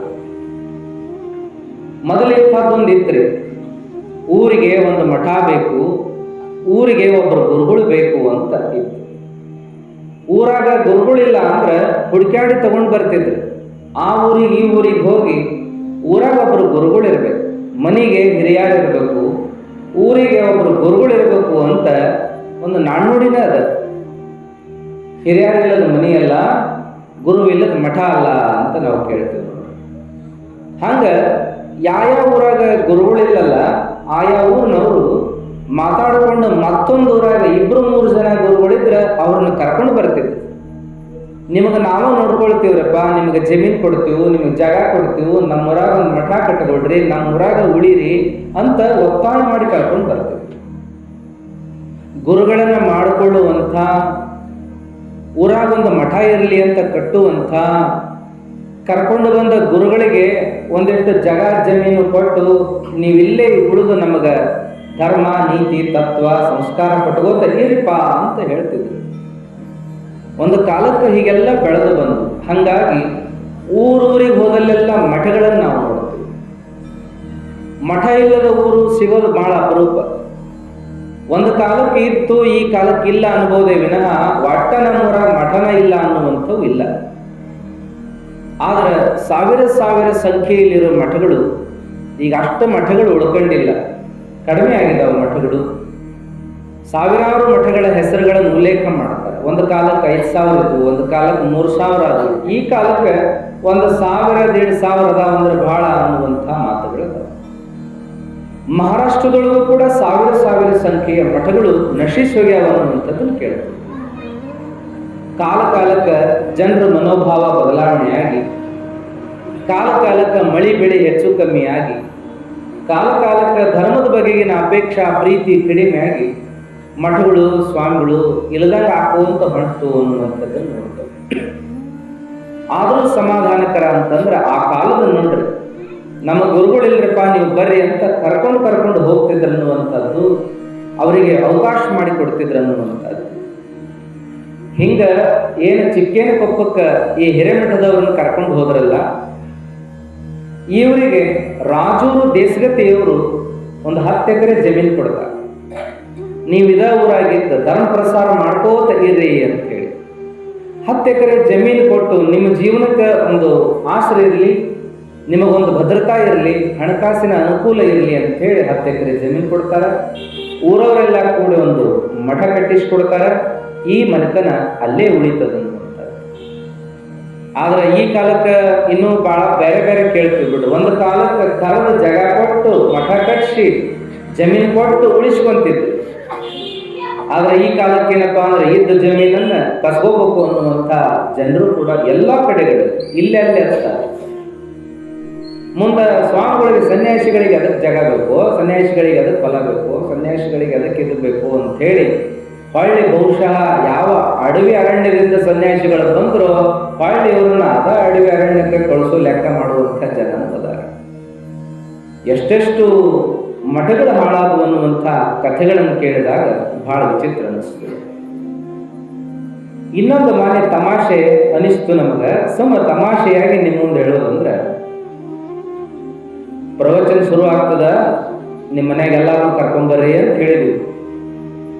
ಯಪ್ಪ ನಾ ಅಂತೂ ಬರ್ತೀನಿ, ನಮ್ಮ ಮನ್ಯಾನವ್ರನ್ನ ಹೇಳಾಕಲ್ಯ ಅಂತ. ನಮ್ಮ ಮನ್ಯಾನವ್ರದ್ದು ಹೇಳಾಕಲ್ಯ ಅಂತ ಅಜ್ಜ ಅಂದ. ಯಾಕೆ ಅಜ್ಜ ಅಂದಾಗ, ಇಲ್ರಿ ನಮ್ಮ ಮನ್ಯಾಗ ಹಿಂಗಂತಾರ, ಗುಡಿಗೆ ಹೋಗೋದು ಚಲೋ, ಮಠಕ್ಕೆ ಹೋಗೋದು ಎದಕ್ಕ ಅಂತಾರ. ಎದಕ್ಕೆ ಹಂಗ್ಯಾಕೆ ಅಂತಾರ? ನನಗೂ ಒಂದು ಕುತೂಹಲ ಆಯ್ತು, ಎದಕ್ಕೆ ಹಂಗೆ ಅಂತಾರ ಅಂತ. ಇಲ್ಲ, ಗುಡಿಗೆ ಹೋದ್ರೆ ಮುಂದೆ ದೊಡ್ಡ ಗಂಟೆ ಕಟ್ಟಿರ್ತಾರ, ಗಂಟಿ ಹೊಡೆದ ಒಳಗೆ ಹೋದ್ರೆ ಮೆತ್ತಗೊಂಡ ಭೂತ ಪ್ರೇತ ಪಿಶಾಚಿ ಗಾಳಿ ಎಲ್ಲ ಬಿಟ್ಟು ಹೋಗ್ತಾವ. ಮಠದಾಗ ಗಂಟಿ ಕಟ್ಟಿರಂಗಿಲ್ಲ, ಅದಕ್ಕೆ ಅವು ಹೋಗಂಗಿಲ್ಲ, ಅದಕ್ಕೆ ಮಠಕ್ಕೆ ಹೋಗ್ಬಾರ್ದು. ಅಲ್ಲ ಮರ ಇದೊಳೆ ವಿಚಿತ್ರ ಆಯ್ತಲ್ಲ ಅಂದ್ರು. ಇದನ್ನೊಟ್ಟ ಕೇಳಿರ್ಲಿಲ್ಲ. ಆಮೇಲೆ ಅಲ್ಲ, ಮೈ ಗಂಟಿರಂಗಿಲ್ಲ. ಭೂತ ಪ್ರೇತ ಪಿಶಾಚಿಗಳು ಮೈ ಗಂಟುಕೊಂಡ್ರೆ ಬಿಟ್ಟು ಹೋಗ್ತಾವ, ಮನಸ್ಸಿಗೆ ಗಂಟುಕೊಂಡ್ರೆ ಏನ್ ಬಿಟ್ಟು ಹೋಗ್ತಾವ. ಅದಕ್ಕೆ ಮನಸ್ಸಿಗಂಟಿರ್ತಕ್ಕಂತಹ ಭೂತ ಪ್ರೇತ ಪಿಶಾಚಿಗಳನ್ನ ಕಳ್ಕೋಬೇಕು ಅಂದ್ರೆ ಗುರುಗಳ ಹತ್ರನೂ ಹೋಗ್ಬೇಕಾಗ್ತದೆ. ಗುಡಿಯಾಗಿನ ದೇವರಿಗೆ ನಾವು ಕೈ ಮುಗಿದು ಬರಬಹುದು, ಗುಡಿಯಾಗಿನ ದೇವರಿಗೆ ಒಂದು ಮಂಗಳಾರತಿ ಮಾಡಿ ಬರಬಹುದು, ಗುಡಿಯಾಗಿನ ದೇವರಿಗೆ ಅಭಿಷೇಕ ಮಾಡಿ ಬರಬಹುದು, ಗುಡಿಯಾಗಿನ ದೇವರಿಗೆ ನೈವೇದ್ಯ ಮಾಡಿ ಬರಬಹುದು. ಆದರೆ ಒಳ್ಳೆ ಪ್ರತಿಕ್ರಿಯೆ ಏನೂ ಸಿಗುವುದಿಲ್ಲ ನಮಗೆ. ದೇವರಿಂದ ಯಾವ ಉತ್ತರಗಳು ಕೂಡ ನಮಗೆ ಅಲ್ಲೇ ಸಿಗುತ್ತಾವಂತಿಲ್ಲ. ಆದ್ರೆ ಮಠಮಾನ್ಯದಲ್ಲಿರುವ ಗುರುಗಳು ಏನ್ ಮಾಡಿದರು ಅಂದ್ರೆ, ಬರೋವನ್ನ ಮಾತಾಡಿಸಿ ಕಷ್ಟ ಸುಖ ಕೇಳಿ ಸರಿ ತಪ್ಪನ್ನ ತಿದ್ದಿ, ಇದು ಧರ್ಮ, ಇದು ಕರ್ಮ, ಇದು ಸಂಸ್ಕಾರ ಅಲ್ಲ ಅಂತ ಹೇಳ್ಕೋತ ಬಂದ. ಬರೇ ಒಬ್ಬರನ್ನು ಉದ್ಧಾರ ಮಾಡಲಿಲ್ಲ, ಒಬ್ಬರು ಹಿಡ್ಕೊಂಡು ಒಂದು ಮನೆತನವನ್ನು ಉದ್ಧಾರ ಮಾಡಿದ್ರು, ಒಂದು ಊರನ್ನು ಉದ್ಧಾರ ಮಾಡಿದ್ರು, ಒಂದು ನಾಡನ್ನು ಉದ್ಧಾರ ಮಾಡಿರ್ತಕ್ಕಂಥ ಕಥೆಯನ್ನು ಕೇಳ್ತೀವಿ ನಾವೆಲ್ಲ. ದೇವರ ಶಕ್ತಿ ಗುರುವಿನ ಮೂಲಕ ಕೆಲಸ ಮಾಡ್ತದ. ಹಾಗಾಗಿ ನಾವೆಲ್ಲ ಏನಪ್ಪಾ ಅಂದ್ರೆ ಗುಡಿಗಳಲ್ಲಿ ಭಕ್ತಿ ಮಾಡಬೇಕು, ಮಠಗಳಲ್ಲಿ ಜ್ಞಾನ ಪಡಿಬೇಕು. ಗುಡಿಗಳಲ್ಲಿ ಭಕ್ತಿ ಮಾಡಿ ಬರಕಟ್ಟ ಸಾಧ್ಯ ಆಗ್ತದ, ಆದ್ರೆ ಜ್ಞಾನ ಸಂಪಾದನೆ ಅಂತ ಏನಾದ್ರು ಬೇಕಾಗಿದ್ರೆ ಅದು ಮಠಗಳಿಂದ ಸಾಧ್ಯ ಆಗ್ತದೆ. ನಮ್ಮ ಕರ್ಮ ಕಳ್ಕೊಳ್ಳಕ್ಕೆ ಎಲ್ಲಿ ಸಾಧ್ಯ ಆಗ್ತದೆ ಅಂದ್ರೆ ಮಠಗಳಿಂದ ಸಾಧ್ಯ ಆಗ್ತದೆ. ಮಠಗಳು ಆ ಕೆಲಸ ಮಾಡೋದು. ನಾವು ಹೇಳ್ತಿರ್ತೀವಲ್ಲ, 100 ಗುಡಿಗೆ ಒಂದು ಮಠ ಸಮ ಆಗ್ತದಂತೆ. ಯಾಕೆ ಅಂತ ಕೇಳಿದ್ರೆ ಕಾಲಕ್ಕೆ ಧರ್ಮ ಉಳಿಸಿಕೊಂಡು ಬಂದಿರತಕ್ಕಂಥವೇ ಮಠಗಳು, ಧರ್ಮ ಕೇಂದ್ರಗಳಿವೆಲ್ಲ. ಸಂಸ್ಕಾರವನ್ನು ಬೆಳೆಸಿಕೊಂಡು ಬಂದಿರುವಂಥವೇ ಮಠಗಳು. ಸ್ವಾಮಿಗಳು ತಾವು ಬ್ರಹ್ಮಚಾರಿಗಳಾಗಿದ್ದುಕೊಂಡು ತಮ್ಮ ಬಂಧು ಬಳಗ ಬಿಟ್ಟುಕೊಂಡು, ತಂದೆ ತಾಯಿ ಬಿಟ್ಟು, ಆಸೆ ಆಕಾಂಕ್ಷೆಗಳನ್ನು ಬಿಟ್ಟು, ನನ್ನ ಜೀವನ ನನ್ನ ವಿಚಾರ ಅಂತ ಬಿಟ್ಟು ಸಮಾಜದ ಜೊತೆಗೂಡಿ ಕೆಲಸ ಮಾಡಕ್ಕೆ ಯಾಕೆ ಬಂದ್ರು ಅಂದ್ರೆ, ನಂದನ್ನೋದು ಹಚ್ಕೊಂಡಿವೆ ಅಂದ್ರೆ ಸಮಾಜದ ಕೆಲಸ ಆಗೋದಿಲ್ಲ, ಸಮಾಜ ಕಲ್ಯಾಣ ಆಗೋದಿಲ್ಲ, ಜನ ಕಲ್ಯಾಣ ಆಗೋದಿಲ್ಲ ಅಂತ ಹೇಳಿ ಅವರು ಎಲ್ಲ ತ್ಯಾಗ ಮಾಡಿ ಒಂದು ಧರ್ಮ ಕೇಂದ್ರ ಮಾಡಿಕೊಂಡೇನು ಉಳಿದ್ರಲ್ಲ ಅವೇ ಮಠಗಳು. ಮಠಗಳು ಒಂದೆರಡು ಕೆಲಸ ಮಾಡಲಿಲ್ಲ. ಮಠಗಳು ಒಕ್ಕಲ್ತನ ಮಾಡಿದವು. ಮಠಗಳೇನಪ್ಪಾ ಅಂದ್ರೆ ದನಕರಗಳನ್ನು ಜೋಪಾನ ಮಾಡಿದವು, ಪಶು ಸಂಗೋಪನೆ ಮಾಡಿದವು. ಮಠಗಳು ಅನೇಕ ಜನರಿಗೆ ಉದ್ಯೋಗ ಕೊಟ್ಟು, ಮಠಗಳು ಶಿಕ್ಷಣ ಕೊಟ್ಟು. ಒಂದು ಕಾಲಕ್ಕೆ ಸರ್ಕಾರಿ ಶಾಲೆಗಳೇ ಇರ್ಲಾರ್ದಂಥ ಸಮಯದೊಳಗೆ ಗುಡಿಗುಂಡಾರದಾಗ ಶಾಲೆ ಕಲಿಸ್ತಿದ್ರು. ಶಾಲಿ ಗುಡಿ ಅಂತಿದ್ರು ನೋಡ್ರಿ, ಹಳೆ ಮಂದಿ ಗುರುತಾಗ್ತದೆ. ಶಾಲೆ ಎಲ್ಲಿ ಕಲಿಸ್ತಿದ್ರು ಅಂದ್ರೆ ಗುಡಿಯಾಗ ಕಲಿಸ್ತಿದ್ರು. ಅವಾಗ ಮಠಗಳು ಏನ್ ಮಾಡಿದವು ಅಂದ್ರೆ ಮಠಗಳಿಂದ ಶಿಕ್ಷಣವನ್ನು ಕೊಡೋ ಕೆಲಸ ಮಾಡಿದವು. ಅಲ್ರಿ, ನಾವು ಬಡವರು, ನಮ್ಗೆ ಅಭ್ಯಾಸ ಮಾಡ್ಸಕ್ ಕಲಿಸಿದ್ವಿ ಅಂದ್ರೆ ಮಕ್ಕಳು ಒಂಚೂರು ಹೊಲದಾಗ ಉದ್ಯೋಗ ಮಾಡಿದ್ರೆ ಒಂದಿಟ್ಟು ಅನ್ನ ಹಾಕಿರ್ತೈತೆ ಎಲ್ಲರಿಗೂ ಅನ್ನುವಂಥ ವೇಳೆದೊಳಗೆ ನಿಮ್ಮ ಮಕ್ಕಳಿಗೆ ನಾವು ಅನ್ನ ಕೊಡ್ತೀವಂತ ಉಚಿತ ಬೋರ್ಡಿಂಗ್ ತೆಗೆದು, ಫ್ರೀ ಬೋರ್ಡಿಂಗ್ ತೆಗೆದು ಅನ್ನ ಕೊಟ್ಟು ಶಿಕ್ಷಣ ಕೊಟ್ಟು ಬೆಳೆಸಿದಂಥ ಮಠಗಳು ಅನ್ನ ಕೊಟ್ಟು, ಆಶ್ರಯ ಕೊಟ್ಟು, ಶಿಕ್ಷಣ ಕೊಟ್ಟು. ಅಷ್ಟ ಅಲ್ಲದೆ ಮಠಗಳೇನ್ ಮಾಡಿದವು ಅಂದ್ರೆ ಆರೋಗ್ಯ ಕೊಟ್ಟು. ಅವಾಗೆಲ್ಲ ಮಠಗಳಲ್ಲಿ ಆಯುರ್ವೇದ ಔಷಧ ಕೊಡುವಂಥದ್ದಿತ್ತು. ಸ್ವಾಮಿಗಳು ಸ್ವತಃ ಯೋಗ ಆಯುರ್ವೇದ ಕಲ್ತವರಾಗಿರ್ತಿದ್ರು. ಬಂದವರಿಗೆಲ್ಲ ಇಂಥದ್ದು ಆರಾಮಿಲ್ಲಪ್ಪ ಅಂದ್ರೆ ಸಾಕು ಅಂತ ಔಷಧ ಕೊಟ್ಟು ಕಳಿಸಿದ್ರಿ. ಈ ಚೀಟ ಮುಂಜಾನೆ ತಗೋ, ಈ ಚೀಟ ಮಧ್ಯಾಹ್ನ ತಗೋ, ಈ ಚೀಟ ಸಂಜೆ ಮುಂದೆ ತಗೋ ಅಂತ ಹೇಳಿ ಔಷಧಿಗಳನ್ನು ಚೀಟಗಳಲ್ಲಿ ಕಟ್ಟಿ ಕೊಡ್ತಿದ್ರು. ಸ್ವತಃ ತಯಾರು ಮಾಡ್ತಿದ್ರು ಅವರೇ, ಯಾರದು ರುಬ್ಬಿ ಔಷಧ ವನಸ್ಪತಿಗಳನ್ನು ತಗೊಂಡು ಔಷಧ ತಯಾರು ಮಾಡ್ತಿದ್ರು. ಮುಂದೆ ಮಠದಾಗಿರ್ತಕ್ಕಂಥ ದನಕರಗಳಿಂದ ಏನ್ ತಯಾರು ಮಾಡಿರ್ತಿದ್ರಲ್ಲ ವಿಭೂತಿಯನ್ನ, ಆಮೇಲೆ ಗೋಮೂತ್ರ ಅರ್ಕವನ್ನ, ಆಮೇಲೆ ಹಾಲು ಹೈನ ತುಪ್ಪವನ್ನ ಔಷಧಿಗಾಗಿ ಕೊಟ್ಟು ಆರಾಮ್ ತಗೊಳ್ರಿ, ಆರಾಮ್ ಮಾಡ್ರಿ ಅಂತ ಹೇಳ್ತಿದ್ರು. ಕೈ ಮುರಿದ್ರ, ಕಾಲು ಮುರಿದ್ರ, ಮುಳೆ ಮುರಿದ್ರ ಅವರಿಗೆಲ್ಲ ಕಟ್ಟು ಕೆಲಸವನ್ನ ಮಠಗಳಲ್ಲಿ ಮಾಡ್ತಿದ್ರು. ಅವಾಗೆಲ್ಲ ಮಠಗಳು ಶಾಲಿ ಕಲಿಸಿದ್ವು ನೋಡ್ರಿ, ಮಠಗಳು ಅನ್ನದಾನ ಮಾಡಿದ್ವು, ಮಠಗಳು ಶಿಕ್ಷಣ ಆಮೇಲೆ ಮಠಗಳು ಒಕ್ಕಲ್ತನ ಮಾಡಿದ್ವು, ಮಠಗಳು ಪಶು ಸಂಗೋಪನೆ ಮಾಡಿದ್ವು, ಮಠಗಳೇನ್ ಮಾಡಿದ್ವು ರೀ, ಡಾಕ್ಟರ್ ಕೆಲಸ ಮಾಡಿದ್ವು ನೋಡಿ, ದವಾಖಾನೆ ರೀತಿ ಒಳಗೆ ಕೆಲಸ ಮಾಡಿದ್ವು. ಮತ್ತೇನ್ ಮಾಡಿದ್ವು ಅಂದ್ರೆ, ಯಪ್ಪ ನನಗೆ ಯಾರು ಇಲ್ಲಪ್ಪ, ನಾವು ಒಬ್ಬಂಟಿ ಆಗೀನಿ ಅಂತಂದು, ಮಕ್ಕಳಿಲ್ಲ ಅಂತ ಒಬ್ಬಂಟಿ ಆದವರು, ಮಕ್ಕಳಿದ್ದು ಒಬ್ಬಂಟಿ ಆದವರು, ಆಮೇಲೆ ತಂದೆ ತಾಯಿಯಿಂದ ಅನಾಥರಾದವರು, ಇಂಥವ್ರಿಗೆಲ್ಲ ಆಶ್ರಯ ಕೊಟ್ಟು ಮಠಗಳು, ಬರ್ರಿ ಬರ್ರಿ ನಿಮ್ಮದೈತಪ್ಪ ಬರ್ರಿ ಇದು ಅಂತ ಆಶ್ರಯ ಕೊಟ್ಟು ಮಠಗಳು ಮಾಡಿದ ಕೆಲಸ ಒಂದೆರಡಲ್ಲ. ಈ ಕಾಲಕ್ಕೆ ಸರ್ಕಾರಿ ಸೌಲಭ್ಯಗಳು ಭಾಳ ಅದಾವ, ರೊಕ್ಕ ಹುಟ್ಟುತ್ತದೆ. ಈಗ ಒಂಚೂರು ಉದ್ಯೋಗದ ಮೇಲೆ ಉದ್ಯೋಗ ಬಂದಾವ, ಇದೆಲ್ಲ ಇನ್ನೊಂದು ಉದ್ಯೋಗ ಮಾಡ್ತಾರೆ, 4 ರೂಪಾಯಿ ಗಳಿಸ್ತಾರೆ, ನಾವು ನಮ್ಮ ಜೀವನ ಮಾಡ್ತೀವಳ ಅಂತಾರೆ. ಆ ಕಾಲಕ್ಕೆ ಬಹಳ ಕಷ್ಟ ಇತ್ತು. ಮಾಡಿದ್ರೆ ಹೊಲ್ದಾಗನೇ ಉದ್ಯೋಗ ಮಾಡ್ಬೇಕು, ಎಲ್ಲರೂ ಉದ್ಯೋಗ ಅವಕಾಶ ಇಟ್ಟಿದ್ದಿದ್ದಿಲ್ಲ. ಅವಾಗ ಎಲ್ಲಿಂದ ತರಬೇಕು? ಅದರಾಗ ಮಕ್ಕಳು ಬಹಳ ಅವಾಗ, ಈಗಿನಂಗಿಲ್ಲ. ನಾವಿಬ್ರು ನಮಗಿಬ್ರು ಅನ್ನಂಗೆ ಇದ್ದಿದ್ದಿಲ್ಲ ಅವಾಗೇನಪ್ಪ ಅಂತಂದ್ರೆ ಮನೆ ತುಂಬ ಮಕ್ಕಳಿರ್ಲಿ ಅಂತ ಹೇಳಿ ಏನು 10 ಜನ 12 ಜನ 16 18 ಜನ ಮಕ್ಕಳು, ಎಷ್ಟು ಜನ ಮಕ್ಕಳು ಇರ್ತಿದ್ರು ಅಂದ್ರೆ ಆ ಲೆಕ್ಕ ಹೇಳ್ತಿರ್ತಾರೆ ಒಬ್ಬೊಬ್ರು. ಅಷ್ಟು ಸಂಖ್ಯೆ ಒಳಗೆ ಮಕ್ಕಳು ಇರ್ತಿದ್ರು. ಅವ್ರಿಗೆಲ್ಲ ಶಿಕ್ಷಣ ಎಲ್ಲೇ, ಉದ್ಯೋಗ ಎಲ್ಲೇ? ಅದಕ್ಕೆ ಆ ಕಾಲಕ್ಕೆಲ್ಲ ಮಠಗಳು ಎಷ್ಟು ದುಡಿದವು, ಎಷ್ಟು ಕೆಲಸ ಮಾಡಿದವು ಅಂತಂದ್ರೆ ಅವನ್ನೆಲ್ಲ ಎಲ್ಲಿ ದಾಖಲೆ ಮಾಡಿ ಇಡ್ಲಿಕ್ಕಾಗಿಲ್ಲ. ಒಂದೊಂದು ಮಠಗಳಲ್ಲಿ ದಾಖಲೆಗಳು ಉಳ್ಕೊಂಡು ನೋಡ್ರಿ, ಸಿದ್ಧಗಂಗಾ ಮಠ ಕೇಳ್ತೀವಲ್ಲ, 10 ಸಾವಿರ ಹುಡುಗರಿಗೆ ಒಂದೊಂದು ವರ್ಷ ಅಭ್ಯಾಸ ಮಾಡಿಸ್ತಾರಂದ್ರೆ ಸಾಮಾನ್ಯದ ಮಾತೇನಲ್ಲ. ಇಂಥ ಸಾಕಷ್ಟು ಮಠಗಳು ಕೆಲಸ ಮಾಡಿದ್ದನ್ನು ನೋಡ್ತೀವಿ. ಅದಕ್ಕಾಗಿ ಮಠಗಳಿಗೆ ಯಾಕೆ ಎಲ್ಲರೂ ಸಹಾಯ ಸಹಕಾರ ಮಾಡಿದ್ರು, ದಾನದತ್ತಿಯನ್ನು ಕೊಟ್ಟರು ಅಂದ್ರೆ ರಾಜ ಮಹಾರಾಜರು ಸಹಿತ ಜಮೀನು ಕೊಟ್ರು, ಬೆಳ್ಳಿ ಕೊಟ್ರು, ಬಂಗಾರ ಕೊಟ್ರು, ಎಲ್ಲ ಕೊಟ್ರು. ಎದಕ್ಕೆ ಕೊಟ್ರು ಅಂತ ಕೇಳಿದ್ರೆ ಸಮಾಜಕ್ಕೆ ಇಷ್ಟು ಕೆಲಸ ಮಾಡ್ತಾರಲ್ಲಿ ಇವರು ಅಂತ ಕೊಟ್ರು ಅವರೆಲ್ಲ. ಅದಕ್ಕೆ ಈ ರೀತಿಯಲ್ಲಿ ಮಠಮಾನ್ಯಗಳು ಬೆಳ್ಕೊಂಡು ಬರ್ತವೆ. ಮಠಮಾನ್ಯಗಳ ಆಶ್ರಯದಿಂದ ಊರಲ್ಲಿ ಒಂದು ಸಂಸ್ಕಾರ, ಊರೊಳಗೆ ಒಂದು ಒಳ್ಳೆ ವಾತಾವರಣ, ಊರೊಳಗೊಂದು ನೈತಿಕ ಮಟ್ಟ, ಊರೊಳಗೊಂದು ಶಾಂತಿ ಸಮಾಧಾನ ಉಳಿಲಿಕ್ಕೆ ಸಹಾಯ ಆಗ್ತದೆ ಅನ್ನುವಂಥದ್ದು. ಹಾಗಾಗಿ ಇವತ್ತು ನಾವೆಲ್ಲ ನೋಡ್ತೀವಿ, ನೂರಾರು ಗುಡಿಗಳನ್ನು ಕಟ್ಟಿದ್ರು ಕೂಡ ಎಲ್ಲ ಗುಡಿಯೊಳಗೆ ಪೂಜಾ ಆಗ್ತದೆ ಅಂತ ಹೇಳಕ್ ಬರೋದು.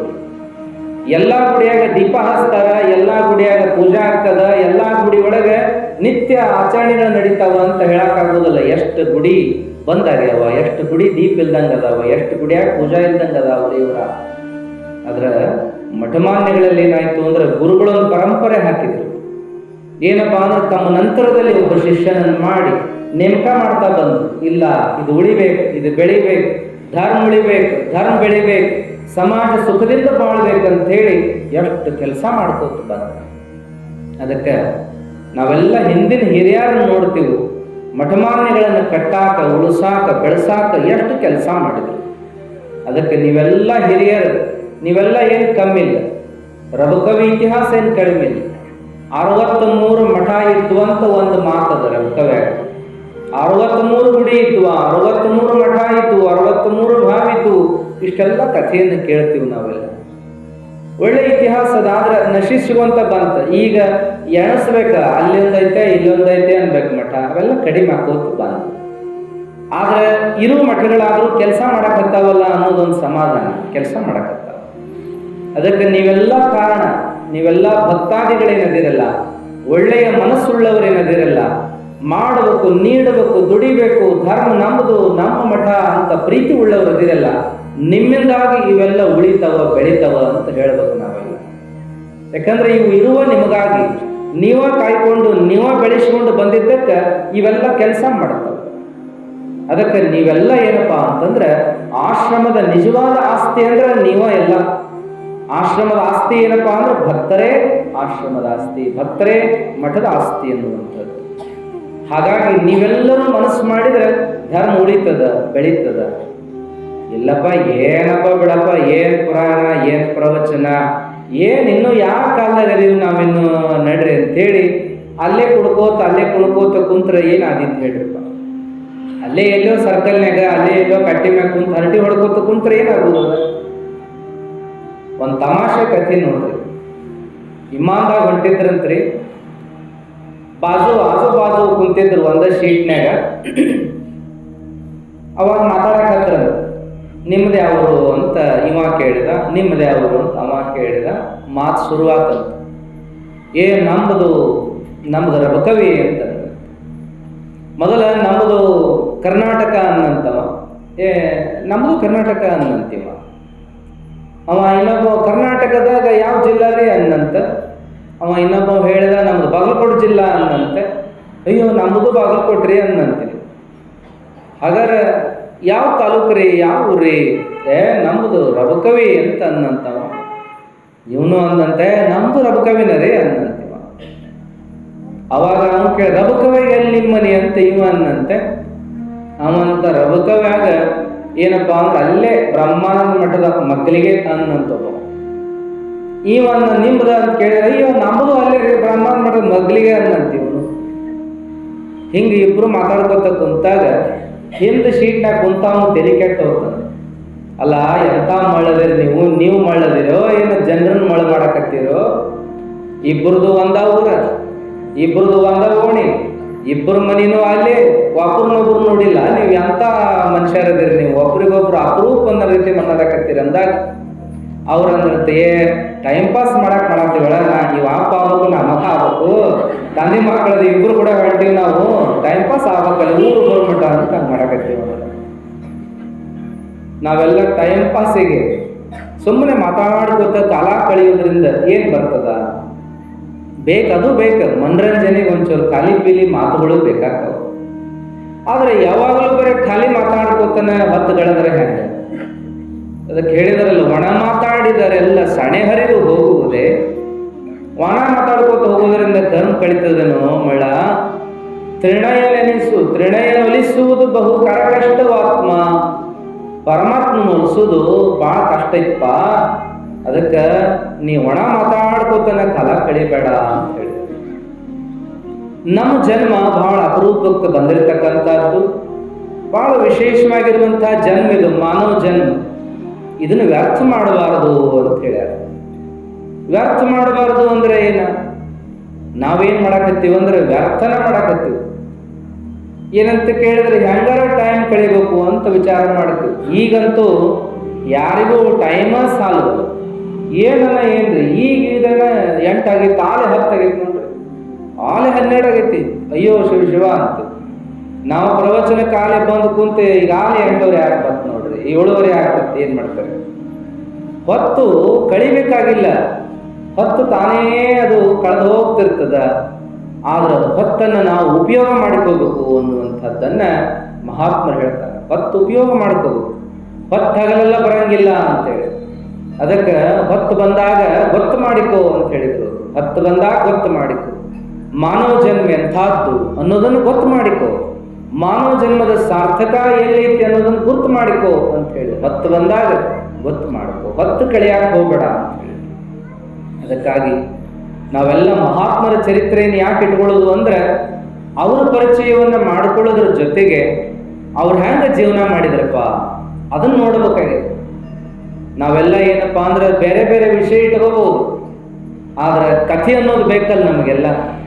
ಒಬ್ಬರ ಕಥೆ ನಮಗ ಮಾರ್ಗದರ್ಶನ ಆಗ್ತದೆ, ಒಬ್ಬರ ಕಥೆ ನಮಗ ಜೀವನದ ದಾರಿ ಆಗ್ತದೆ, ಒಬ್ಬರ ಕಥೆ ನಮಗ ಪ್ರೇರಣೆ ಆಗ್ತದೆ, ಒಬ್ಬರ ಕಥೆ ನಮಗ ಆದರ್ಶ ಆಗ್ತದೆ.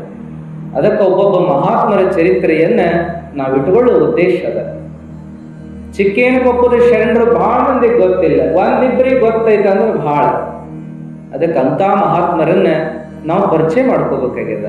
ಒಂದು 30 ವರ್ಷದ ಕೆಳಗಿದ್ದರು ನೋಡ್ರಿ. ನಮ್ಮ ಬ್ರಹ್ಮಾನಂದಾಚಾರ್ಯರಿಗೆ ಇವ್ರಿಗೂ ಒಂದು 10 ವರ್ಷದ ಫರಕ. ಇವರು ಲಿಂಗೈಕ್ಯ ಬ್ರಹ್ಮಾನಂದಾಚಾರ್ಯ ಲಿಂಗದೊಳಗಾಗಿ ಒಂದು 40 ವರ್ಷದ ಮೇಲೆ ಆಗ್ಯದ, ಇವ್ರ ಲಿಂಗದೊಳಗಾಗಿ ಒಂದು 30 ವರ್ಷದ ಮೇಲೆ ಆಗ್ಯದ. ಆದ್ರೆ ಒಂದು ಭಾಗದೊಳಗೆ ಎಷ್ಟು ಪ್ರಭಾವ ಮಾಡ್ಯಾರ ಅಂತಂದ್ರೆ ಕೊಪ್ಪಳ ಜಿಲ್ಲಾ, ರಾಯಚೂರು ಜಿಲ್ಲಾ ಆ ಭಾಗದೊಳಗೆ ಬಹಳ ಪ್ರಭಾವ. ಅಂಥ ಗುರುಗಳನ್ನ ನೆನೆಸಿದವರಿಲ್ಲ. ಅವ್ರ ಮಂತನದಾಗ 8 ಜನ ದೊಡ್ಡ ವ್ಯಕ್ತಿಗಳಾಗಿದ್ದಾರೆ. ಅವ್ರ ಮಂತನನೇ ಬಹಳ ಅಪರೂಪ. ಅದನ್ನ ನಾಳೆ ದಿವಸ ಪರಿಚಯ ಮಾಡ್ಕೊಳ್ಳೋಣ. ಮಹಾತ್ಮರದನ್ನ ನಾವಿವತ್ತು ಪ್ರಾರಂಭದಲ್ಲಿ ಗೊತ್ತರಾಗ್ತೀವಿ. ಯಾಕೆ ಕೇಳಬೇಕು, ಎದಕ್ಕೆ ಕೇಳಬೇಕು, ಏನ್ ಮಾಡ್ಬೇಕಾಗ್ಯದ ಅನ್ನೋದು ಅವಕಾಶ ಹಗಲೆಲ್ಲ ಸಿಗಂಗಿಲ್ಲ, ಸಮಯ ಹಗಲೆಲ್ಲ ಸಿಗುದಿಲ್ಲ ನಮಗೆಲ್ಲ. ಅದನ್ನು ಸದುಪಯೋಗ ಮಾಡ್ಕೊಳ್ಳುವಂಥದ್ದು. ನೋಡ್ರಿ, ಹೆಂಗ ಸರಿದು ಹೋಗ್ತದ ಸಮಯನ ಗೊತ್ತಾಗೋದಿಲ್ಲ. ಅದಕ್ಕಾಗಿ ಅಂಥ ಸಮಯವನ್ನು ನಾವು ಹಿಡಿದಿಡಾಕ ಬರೋದಿಲ್ಲ, ಕಟ್ ನಿಲ್ಸಾಕ್ ಬರೋದಿಲ್ಲ, ಕೂಡಿ ಹಾಕಾಕ್ ಬರೋದಿಲ್ಲ, ಹೌದಲ್ಲ, ಮುಚ್ಚಿಡಾಕ ಬರೋದಿಲ್ಲ. ಆ ಸಮಯ ಬಂದಾಗ ಅದನ್ನು ಸದುಪಯೋಗ ಮಾಡಿಕೊಳ್ಳೋದಕ್ಕೆ ಒಂದು ಅವಕಾಶ ಇಂಥವೆಲ್ಲ ನಮಗೆ ಬರ್ತವೆ. ಒಬ್ಬ ಮುದುಕಿ ಬರೇ ಕೆಲಸ ಮಾಡ್ತಿದ್ಲಂತೆ, ಕೂಲಿ ನಾಲಿ ಮಾಡ್ಕೊಂಡೇ ಕಾಲ ಕಳಿತೀವಿ. ಹಣ್ಣಾಗಿದ್ಲಂತಕ್ಕೆ. ಹಣ್ಣಾಗಿ ಆದರೂ ದುಡಿಯೋದು ಬಿಟ್ಟದಂಗೆ ಇದ್ದಾಗ ಕೆಲವರು ಕರುಣದಿಂದ ಮಾತಾಡಿಸಿದ್ರು, ಯಮ್ಮ ಏನು ಹಣ್ಣಾಗಿದೆ, ಇನ್ನೂ ದುಡಿಯಕ್ಕೆ ಹೊಕ್ಕಿಯಲ್ಲ. ಹೌದಪ್ಪ, ಮಾಡ್ಬೇಕಲ್ಲಪ್ಪ, ಜೀವನ ಐತಿ, ಯಾರದಾರ ನಮ್ಗೆ ಯಾರದಾರಪ್ಪ, ದುಡಿದ್ರನ ನಮ್ಮ ಜೀವನ, ಇಲ್ಲಿ ಕರಿಲ್ಲ ಅಂತ ಅವನು ಹೇಳಿದ್ರು. ಅವಾಗ ಅವ ಅಂದ, ಯಾಕೆ ಬೇ, ಏನು ಮಕ್ಕಳ ಮರಿ ಇಲ್ಲೇನ? ಅದಾರೆಲ್ಲ ಅವ್ರ ಪಾಡಿಗೆ ಅಂದ. ಮತ್ತೆ ಹೆಂಗ, ಏನು ಎಲ್ಲಿ ಅದಾರ, ಏನು ಇಲ್ಲ, ಒಬ್ಬ ಮಗ ಒಬ್ಬ ಮಗಳದಾಳ, ಮಗಳು ಕೊಟ್ಟು ಮನೆಗೆ ಹೋಗ್ಯಾಳ, ಮುಗಿದು. ಮಗ ಏನಪ್ಪಾ ಅಂದ್ರೆ ಉದ್ಯೋಗದ ಮೇಲೆ ಎಲ್ಲಿ ಹೋದಾನ, ಅವ ಏನು ಸಂಪರ್ಕನ ಇಲ್ಲ, ಒಟ್ಟ ಬಂದೇ ಇಲ್ಲ ನೋಡು. ಅಲ್ಲೊಂದಿಟ್ಟು ಪತ್ರ ಗಿತ್ರದ ಹಾಕ್ತಾನನು ಅಂತ ಕೇಳಿ, ಇಲ್ಲ ಹಾಕಿರ್ತಾನೆ, ತಿಂಗಳಿಗೊಮ್ಮೆ ಏನೋ ಬರ್ತದ ಕಾಗದ. ನಾ ಏನಪ್ಪಾ ಅಂದ್ರೆ ಓದಾಕ ಬರಕ್ಕೆ ಬಿಡಕ್ಕೆ ನಾನು ಸುಮ್ಮನೆ ಅವನೇ ಒಂದು ಟಪಾಲು ಚುಚ್ಚು ಮಳೆ ಐತೆ, ಅಲ್ಲಿ ಹೋಗಿ ಅದನ್ನ ಚುಚ್ಚು ಬಿಡ್ತೇನೆ, ಆಯ್ತು ನೋಡಕ್ಕೆ ಹೋಗಿಲ್ಲ ಅಂತ. ಮತ್ತೆ ಏನು ಒಮ್ಮೆ ಬರಲಿಲ್ಲ, ನೋಡ್ಲಿಲ್ಲ, ಕಾಳಜಿ ಮಾಡಲಿಲ್ಲ. ಅವ ಏನು ಪತ್ರ ಹಾಕಿದ್ರು ತಗೊಂಡು ನಾ ಏನು ಮಾಡಲಿ, ಓದಿದ್ರೆ ಏನು ಮಾಡಲಿಲ್ಲ, ಅದನ್ನು ಇರುವಲ್ನಕ, ಹೇಳಿದ್ರು ಆರಾಮ ಇರುವಲ್ನಕ, ನನ್ನ ಪಾಡಿಗೆ ನಾ ಆರಾಮದೀನಿ ಅಂತ ಅನ್ನಲ್ಲ. ಅವಾಗ ಪತ್ರ ಹಾಕ್ಯಾನಂದ್ರೆ ನೋಡ್ಬಾರ್ದನ್ಬೆ, ತಂದರಕ್ಕ ಇಲ್ಲಿ ಪತ್ರನ ನಾನು ನೋಡಿ ಹೇಳ್ತೀನಿ. ಆ ಮನುಷ್ಯ ಅಂದಾಗ ಆ ಮುದುಕಿ ಆ ಪತ್ರನೆಲ್ಲ ಒಂದು ಕಡೆ ಇಟ್ಟಿದ್ಲ, ಮಳೆಗೆ ಚುಚ್ಚಿ. ಆ ಎಲ್ಲ ಪತ್ರ ತೊಗೊಂಬಂದು ಇಲ್ಲೆದ ನೋಡಪ್ಪ, ಯಾವ್ದಕ್ಕೆ ಕುರಿದೈತಿವೆಲ್ಲ ತಗೊಂಡು. ಅವಾಗ ಮನೆ ಬಂದು ಪತ್ರ ಮ್ಯಾಲೆ ಇಟ್ಟು ನೋಡು, ಅದನ್ನು ತೆಗೆದಿವ. ತೆಗೆದು ಅದನ್ನು ನೋಡ್ತಾನ, ಅದ್ರಾಗೇನಪ್ಪ ಅಂತಂದ್ರೆ ಒಂದು 10,000 ರೂಪಾಯಿದ ಚೆಕ್ ಇತ್ತು. ಯವ್ವ, ನಾ ಇಲ್ಲಿ ಆರಾಮದೀನಿ ನಿನ್ನ ಆಶೀರ್ವಾದದಿಂದ, ನೀ ಅಲ್ಲಿ ಆರಾಮದಿ ಅಂತ ತಿಳ್ಕೊತೀನಿ, ನಿನ್ನ ಖರ್ಚಿಗೆ ಅಂತ ನಾ 1 ರೂಪಾಯಿ ಕಳಿಸೀನಿ ಅಂತ ಹೆಂಗೆ ಬರ್ದೈತಿ, ಚೆಕ್ ಇಟ್ಟಿದ್ನಂತ. ಅದನ್ನ ನೋಡಿ ಬೇ ಮುದುಕಿ 10,000 ರೂಪಾಯಿ ಚೆಕ್ ಇಟ್ಟ ನಿನ್ನ ಮಗ, ನೋಡ್ಬಾರ್ದನ್ಬೆ, ನನಗೇನು ಗೊತ್ತು ಯಪ್ಪ, ಚೆಕ್ ಪಕ್ಕ ನನಗೇನು ಗೊತ್ತು ಒಂದು. ಅವಾಗ ಎಲ್ಲಾನು ಬಿಚ್ಚಿ ನೋಡಿದಾಗ ಪ್ರತಿಯೊಂದ್ರೊಳಗೂ 10,000 ರೂಪಾಯಿ ಚೆಕ್ ಇತ್ತ. ತಿಂಗಳ ಒಂದೊಂದು ಕಳ್ಸತ್ತಿದ್ದವ. ಈಕೀಗ ಅದೇನು ಗುರ್ತಾ ಆಗಲಿಲ್ಲ ಅಂತ. ಅವಾಗ ಎಲ್ಲ ಎಣಿಸಿ ಹೇಳಿದ್ನಂತ, ನೋಡಿ ಇಟ್ಟು 1,00,000 ರೂಪಾಯಿ ಹಾಕಿತ್ತು ಬೇ, ನೀ ಎಲ್ಲ ತಗೊಂಡಿದ್ದೆ ಅಂದ್ರೆ, ನೀ ಏನು 1 ರೂಪಾಯಿ ತಗೊಂಡಿಲ್ಲ, ಬರೇ ಇಷ್ಟು ಹಣ್ಣಾದ್ರೂ ದುಡಿಯಕ್ಕೆ ಬಡ್ಕೊಂಡು, ಇದೇನಂತ ನೀನು ನೋಡ್ಲಿಲ್ಲ, ಮಂದಿಗರ ತೋರಿಸ್ಲಿಲ್ಲ, ಏನ್ ಬೈ ಇದು ಅನ್ನಂತ, ಯಾಕೆ ವ್ಯರ್ಥ ಆತಲ್ಲಿದೆಲ್ಲ. ಸುಖ ಸುಮ್ಮನೆ ಕಷ್ಟಪಟ್ಕೊಂಡು ದುಡ್ದೆಲ್ಲ ಬೇ, ನೀನು ಮಗ ಕಾಳಜಿಯಿಂದ ಇಟ್ಟೆಲ್ಲ ಮಾಡಿದ್ರೆ ನೀನು ಗುರ್ತಾಲಿಲ್ಲಲ್ಬೇ. ಯಪ್ಪ ನನಗೆ ಗುರ್ತಾದ, ನಾ ಯಾಕೆ ಬಿಟ್ಟೇನಪ್ಪ, ನನಗೆ ಗುರ್ತಾ ಇಲ್ಲ ಅದು ಅಂತಂತ. ಹಂಗ ಉದಾಹರಣೆ ಕೊಟ್ಟು ಏನು ಹೇಳಿದ್ರು ಅಂದ್ರೆ, ನಾವೆಲ್ಲರೂ ಕೂಡ ಅದ್ಭುತವಾದ ಆತ್ಮಶಕ್ತಿಯನ್ನು ದೇವರು ನಮಗೆ ಕೊಟ್ಟಾನ, ಅದನ್ನು ಯಾರೂ ಕೂಡ ನೋಡಿಲ್ಲ, ಅದನ್ನು ತಿಳ್ಕೊಳ್ಳುವಂತಹ ಪ್ರಯತ್ನ ಮಾಡಿಲ್ಲ. ಇದ್ರಿರ್ತಕ್ಕೂ ಶರೀರ ಅಂತೀವಿ ನಾವು, ಶರೀರಕ್ಕೆ ಏನು ಶಕ್ತಿ ಐತೆ ಅನ್ನೋದು ನಮ್ಗೆ ಗೊತ್ತಿಲ್ಲ, ಮನಸ್ಸಿಗೆ ಏನು ಶಕ್ತಿ ಐತೆ ಅನ್ನೋದು ನಮಗೆ ಗೊತ್ತಿಲ್ಲ, ಆತ್ಮಕ್ಕೆ ಏನು ಶಕ್ತಿ ಐತೆ ಅನ್ನೋದು ನಮಗೆ ಗೊತ್ತಿಲ್ಲ, ಏನು ಸಾಧನ ಮಾಡಬಹುದು ನಾವು ಅನ್ನುವಂಥದ್ದು ಅರಿವಿಲ್ಲ ನಮಗೆಲ್ಲ. ಏನು ಮಾಡಾಕ್ತೀವಿ ಅಂದ್ರೆ 10 ಕೂಡ 11 ವರ್ಷ ಕೂಡ ಗೋವಿಂದ ಅನ್ನಂಗೆ. ಅವ್ರು ಹೆಂಗೆ ಜೀವನ ಮಾಡ್ಯಾರ, ನಾವು ಹಂಗ ಮಾಡಿ ಅವ್ರ ಒಂದು ಜೀವನಕ್ಕಂತ ಒಂದು ಉದ್ಯೋಗ ಮಾಡ್ತಾರ, ಅದ್ರಲ್ಲಿ ಹಣ ಗಳಿಸ್ತಾರ, ಕೂಡಿಡ್ತಾರ, ಕೂಡಿ ಉಣ್ತಾರ, ಕೂಡಿ ಬದುಕ್ತಾರ, ಮನೆ ಮಠ ಕಟ್ಕೊಂತಾರ, ಗಾಡಿ ಪಾಡಿ ತಗಂತಾರ, ಬೆಳೆ ಬಂಗಾರ ಹಾಕತ್ತಾರ, ಆಡಂಬರವಾಗಿರ್ತಾರ. ನಾವು ಹಾಗೆ ಮಂದಿ ನೋಡ್ಕೊಂಡೇ ಜೀವನ ಮಾಡಿದ್ವಿ ವಿನಃ ನಾವೇನು, ನಮ್ಮ ಜೀವನ ಏನು, ನಮಗೇನು ಶಕ್ತಿ ಅದ, ನಾವು ಇನ್ನೂ ಏನು ಸಾಧನ ಮಾಡ್ಬೋದು, ಯಾವ ರೀತಿ ಜೀವನ ಮಾಡ್ಬೋದು ಅನ್ನುವಂಥ ತಿಳುವಳಿಕೆನ ನಾವು ಬೆಳೆಸ್ಕೊಳ್ಳಿಲ್ಲ ಅಂದ್ರೆ ಆ ಮುದುಕಿದಾದಂಥ ನಮ್ಮದು ಜೀವನ ಆಗ್ತದೆ ಅಂತೇಳಿ. ಅದಕ್ಕೆ ಅದ್ಭುತವಾದ ಮಾನವ ಜನ್ಮದ ಬಗ್ಗೆ ಏನೆಲ್ಲ ಹೇಳಿದರು. ಎಂಥ ಮಾನವ ಜನ್ಮ ಏನು ಕೆಡಿಸ್ಬಿಟ್ಟಾರಪ್ಪ, ಮತ್ತೊಮ್ಮೆ ಸಿಕ್ಕಿತೇನ್ರಪ್ಪಯ್ಯ, ಮತ್ತೊಮ್ಮೆ ಸಿಕ್ಕಿತೇನ್ರಪ್ಪಯ್ಯ ಅಂತ ಹಾಡಿದ್ರು. ಅದಕ್ಕೆ ಇದು ಹಗಲೆಲ್ಲ ಬರುವಂಥದ್ದಲ್ಲ, ಮತ್ತೊಮ್ಮೆ ಸಿಗುವಂಥ ಜನ್ಮ ಅಲ್ಲ. ಅದಕ್ಕೆ ನಾವೆಲ್ಲರೂ ಕೂಡ ಈ ಒಂದು ಜನ್ಮವನ್ನು ಸರಿಯಾಗಿ ನಾವು ಉಪಯೋಗಿಸ್ಕೋಬೇಕು, ಸರಿಯಾದ ದಾರಿ ಒಳಗೆ ನಾವು ಹೋಗಬೇಕು. ನಮ್ಮ ಜೀವನ ಇನ್ನೊಬ್ಬರಿಗಲ್ಲ, ನಮಗೆ ಖುಷಿ ಕೊಡಬೇಕು, ನಮಗೆ ಆನಂದ ಕೊಡಬೇಕು ಅನ್ನುವಂಥ ಲಕ್ಷ್ಯ ಇಟ್ಟುಕೊಂಡು ನಾವು ಹೋಗಬೇಕಾದ್ರೆ ಮಹಾತ್ಮರ ಜೀವನವನ್ನು ನಾವು ನೋಡಬೇಕಾಗ್ತದ. ಒಬ್ಬರಲ್ಲ ಇಬ್ಬರಲ್ಲ, ಲಕ್ಷ ಮಹಾತ್ಮರು ಭಾರತ ದೇಶದಾಗ ಏನ್ರಿಪ್ಪ, ಉಳಿದ ದೇಶದ ನಮಗೆ ಗೊತ್ತಿಲ್ಲ. ಭಾರತ ದೇಶದ ನೋಡಿಬಿಟ್ರೆ ಎಷ್ಟು ಮಹಾತ್ಮರಂದ್ರೆ ಲೆಕ್ಕ ಇಲ್ಲದಷ್ಟು ಮಹಾತ್ಮರು. ಬಹುಶಃ ಮಹಾತ್ಮರ ಹೆಸರು ಬರ್ಕೋತ ಹೋದ್ರೇನೆ ಒಂದು ದೊಡ್ಡ 1000 ಪುಟದ ಬುಕ್ ಆಕತ್ತೇನಂತ ಅನ್ನಿಸ್ತದ. ಅಷ್ಟು ಜನ ಮಹಾತ್ಮರು ನಮ್ಮ ದೇಶದೊಳಗೆ ಆಗಿ ಹೋಗ್ಯಾರ ಅನ್ನುವಂಥದ್ದು. ಎಲ್ಲರ ಪರಿಚಯ ನಮಗೆ ಇರ್ಲಿಕ್ಕಿಲ್ಲ, ಆದ್ರೆ ಅವಕಾಶ ಸಿಕ್ಕಾಗ ಒಬ್ಬೊಬ್ಬರ ಪರಿಚಯ ನಾವು ಮಾಡ್ಕೋತ ಹೋಗ್ಬೇಕನ್ನೋದಕ್ಕೆ ಈ ವರ್ಷ ನಾವೇನ್ ಮಾಡಾಕ್ತೇವ್ರಿ, ಚಿಕ್ಕೇನಕೊಪ್ಪದ ಚನ್ನವೀರ ಶರಣರು ಅಂತ ಅವ್ರು ನೋಡಾಕ, ಶರಣರು ಅಂತ ಇವ್ರಿಗೆ ಕರೆದು. ಒಬ್ಬರೇನಪ್ಪಾ ಅಂತ ಕೇಳಿದ್ರೆ ಆಚಾರ್ಯರು ಅಂತ ಒಬ್ಬರಿಗೆ ಕರೆದಾರ, ಶಂಕರಾಚಾರ್ಯರು ಅಂತಾರ ನೋಡಿ, ಹೌದಲ್ಲ. ಬುದ್ಧ ಇವರಿಗೆಲ್ಲ ಬಿಕ್ಕುಗಳು ಅಂತ ಕರೀತಾರೆ, ಮಹಾವೀರ ಇವರಿಗೆಲ್ಲ ತೀರ್ಥಂಕರರು ಅಂತ ಕರೀತಾರೆ. ಹಾಗೆ ಇತ್ಯಾದಿ ನಮ್ಮಂಥವರಿಗೆಲ್ಲ ಮಠಾಧೀಶರು, ಸ್ವಾಮಿಗಳು ಅಂತ ಕರೀತಾರೆ. ಇನ್ನು ಬರೀ ಸಾಧನೆಯಲ್ಲಿ ಉಳಿದು ಸಿದ್ಧಿ ಪುರುಷರಾದವರಿಗೆ ಅವರಿಗೆ ಸಿದ್ಧರು ಅಂದರು, ಶಿವಯೋಗಿಗಳು ಅಂದರು, ಮಹಾಸ್ವಾಮಿಗಳಂದರು, ಯಾರಿಗೋ ಜಗದ್ಗುರುಗಳಂದರು, ಸದ್ಗುರುಗಳಂದರು, ಅವಧೂತರಂದರು, ಮಹಾನುಭಾವರಂದರು, ಪಂಡಿತರು ಅಂದರು. ಹಿಂಗೆ ಯಾವ್ಯಾವ ಹೆಸರುಗಳಿಂದ ಕರೆದ್ರಲ್ಲ, ಹಾಗೆ ಇವರನ್ನ ಏನಂತ ಕರೆದ್ರು ಅಂದ್ರೆ ಶರಣರು ಅಂತ ಕರೆದ್ರು.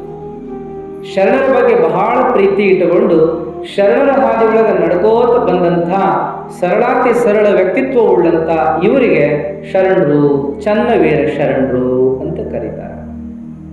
ಇವರಿಗೆ ಮೌನ ಯೋಗಿ, ಘನ ಮೌನಿ ಅಂತೂ ಕರೀತಿದ್ರು. ಯಾಕಂದ್ರೆ ಯಾವಾಗಲೂ ಮೌನ ಇರ್ತಿದ್ರು ಅವ್ರು ಹೇಳ್ತಿದ್ರಂತ, ಮೌನಕ್ಕಿರುವಂಥ ಶಕ್ತಿ ಮಾತಿಗಿಲ್ಲಪ್ಪ ಅಂತಿದ್ರು. ಖರೇನ ಅದದು, ಮಾತು ಬೆಳ್ಳಿ, ಮೌನ ಬಂಗಾರ ಅಂಗಾರ. ಮೌನಕ್ಕೆ ಬಹಳ ಬೆಲೆ ಅದ. ಅಂಥ ಮೌನವನ್ನ ಸಾಧಿಸ್ಬೇಕಾದ್ರೂ ಬಹಳ ಕಷ್ಟ, ಮೌನದಿಂದ ಕುತ್ಕೊಳ್ಳೋಕೆ ಆಗದೇ ಇಲ್ಲ ಏನ್ರಿ. ಅದಕ್ಕಾಗಿ ಮೌನದಿಂದ ಇರೋದು ಅಷ್ಟು ಸುಲಭದ ಮಾತಲ್ಲ. ಅದಕ್ಕಾಗಿ ಅಂಥ ಮೌನವನ್ನೇ ಸಾಧನೆ ಮಾಡಿಕೊಂಡಂತಹ, ಮೌನ ಯೋಗದಿಂದಲೇ ಅದ್ಭುತವಾಗಿರುವ ಆತ್ಮಶಕ್ತಿಯನ್ನು ಪಡ್ಕೊಂಡಂತಹ ಶರಣರು ಎಷ್ಟು ಪವಾಡ ಮಾಡಿದರು ಅಂತಂದ್ರೆ ಒಂದಲ್ಲ ಎರಡಲ್ಲ, ಸಾವಿರಾರು ಪವಾಡಗಳನ್ನು ಮಾಡಿದಂಥ ಪುಣ್ಯಾತ್ಮರು. ತ್ರಿಕಾಲ ಲಿಂಗ ಪೂಜಾ ನಿಷ್ಠರು. ಪೂಜೆ ಆದ ಮೇಲೆ ಒಂದು ಸ್ವಲ್ಪ ಹೊತ್ತು ಮಾತಾಡೋರಷ್ಟ, ಆಮೇಲೆ ಮತ್ತೆ ಮಾತೇ ಇಲ್ಲ. ಆನಂತರ ಭಜನಾ ಮಾಡೋದಂದ್ರೆ ಏನು, ಅವರು ಹುಣ್ಣಿಮೆಗೊಮ್ಮೆ ಭಜನಾ ಮಾಡ್ತಿದ್ರು, ಹುಣ್ಣಿಮೆಗೊಮ್ಮೆ ಮಾತಾಡ್ತಿದ್ರು, ಅವರು ಹುಣ್ಣಿಮೆ ಶಿವಾನುಭವ ಮಾಡ್ತಿದ್ರು, ಹುಣ್ಣಿಮೆಗೊಮ್ಮೆ ತಾವು ಭಜನಾ ಮಾಡಿ ಕುಣಿತಿದ್ರು, ಹಾಡ್ತಿದ್ರು.